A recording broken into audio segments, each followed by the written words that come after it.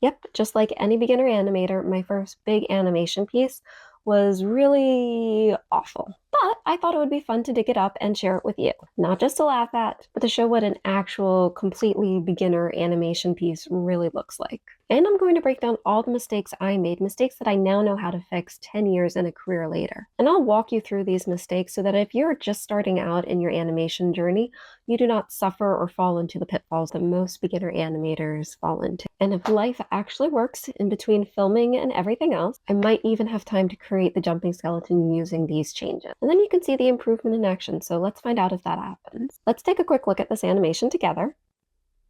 Let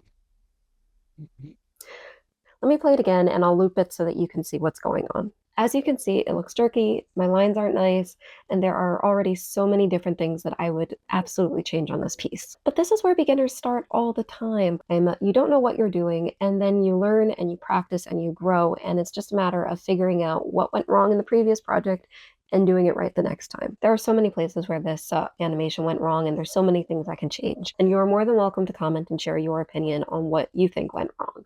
But if you're ready to hear my opinion, knowing what I now know 10 years in a career later, keep listening and maybe you'll start to see problems that maybe you experience in animations, maybe you see it in friends' animations. So what are some of the many mistakes in this animation? I'm breaking this down into two parts just because of how many there are. One, what animation principles I butchered or completely ignored in this piece.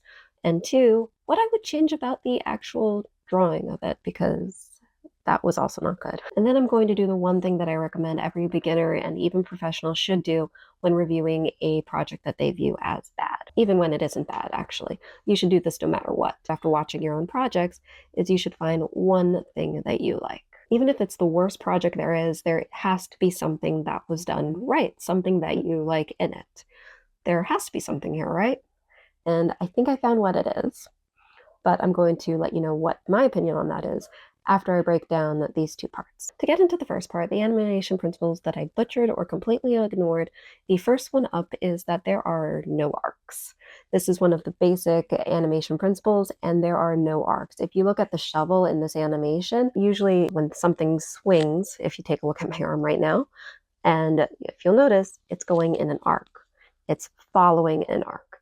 But the shovel, it's straight. And my handle of my shovel is even shortening and changing its proportions just so that it fits in that straight line. That is a big, big no in animation.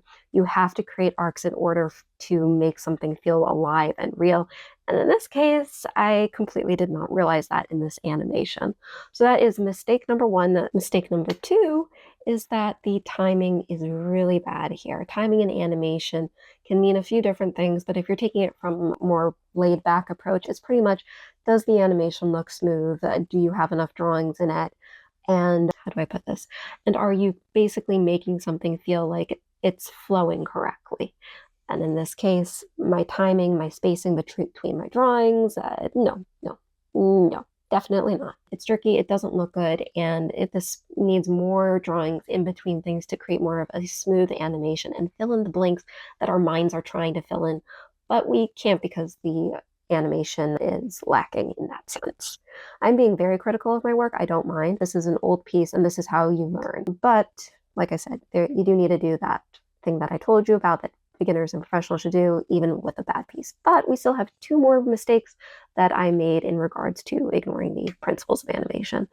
Let me get into those before that, but I think I might have figured it out. The next one up is exaggeration and squash and stretch.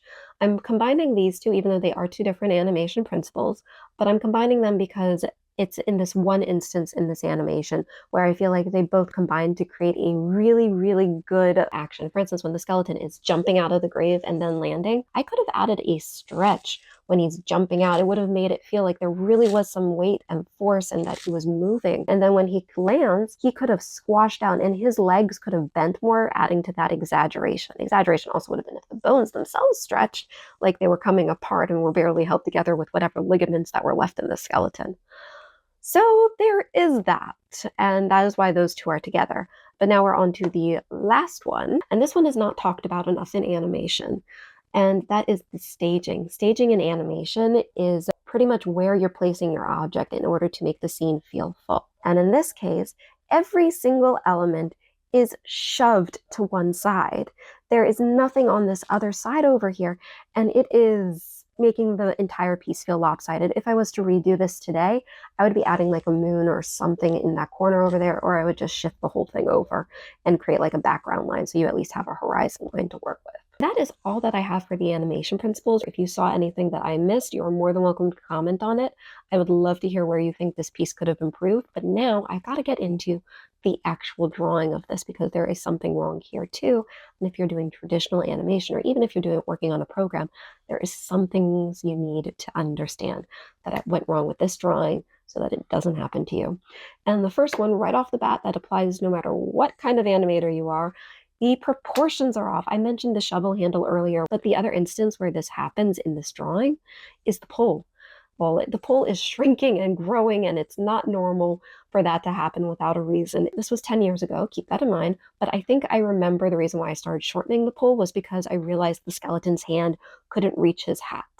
But that's still no excuse. The second part to what I would change with the actual drawings here, I would change how I actually drew it.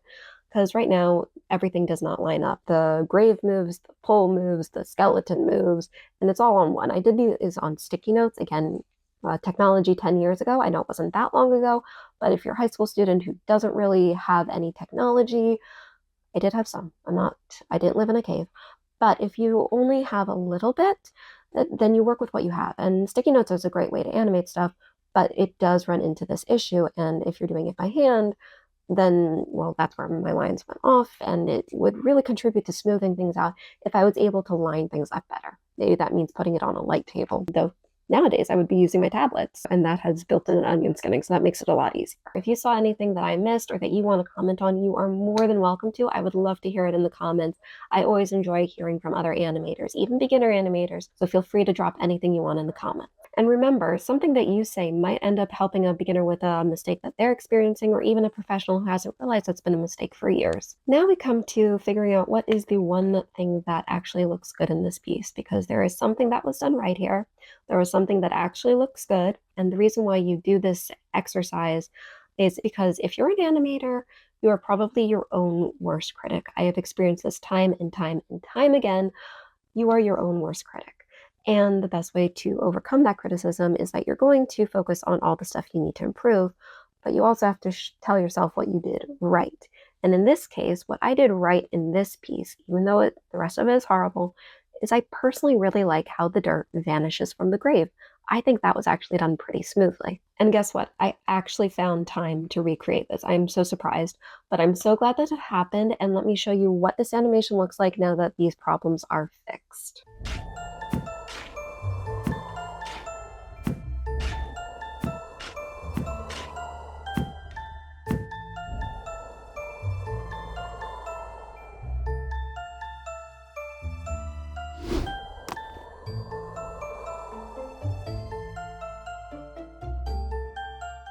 That looks so much better. If you want to see the full recreation process, I have it all loaded up onto Patreon. Link is in the description below. And if you're just starting to animate and you're trying to find exercises that will help improve your skills fast, check out this video next.